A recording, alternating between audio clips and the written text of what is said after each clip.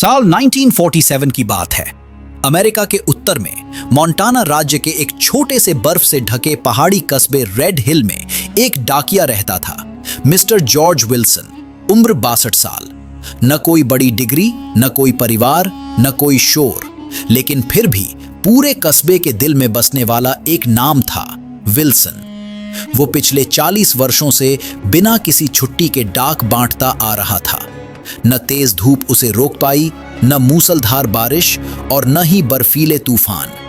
उसके पास कोई गाड़ी नहीं थी, बस एक पुरानी साइकिल और एक चमड़े का थैला जिसमें होता था लोगों की उम्मीदें। गांव के लोग उसे चलती उम्मीद कहते थे। वो हर दरवाजे पर चिट्ठियां पहुंचाता और जहां कोई खत नहीं आता वहां वह खुद एक दो पंक्तियां लिखकर चुपचाप डाल देता, आपको याद किया जा रहा है। वो जानता था कभी कभी सिर्फ एक चिट्ठी किसी अकेले इंसान के लिए दुनिया बदल सकती है। विल्सन की खुद की जिंदगी शांत थी, लगभग खाली।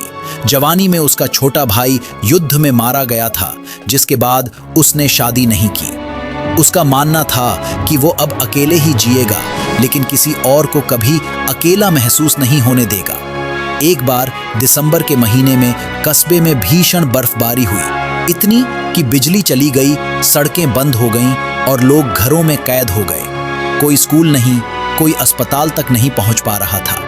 डाक बंद हो गई थी, पर एक इंसान था जो अब भी निकल पड़ा, विल्सन। उसने अपने पुराने थैले में दवाइयां, खत, कुछ बच्चों की ड्राइंग्स और अपने हाथ से लिखे शुभकामना संदेश भरे। बर्फ में घुटनों तक डूबते हुए उसने पूरी पगडंडी पैदल तय की। कई बार गिरा, लेकिन फिर उठा। एक घर, दो घर, तीसरा घर, वह रुका नहीं।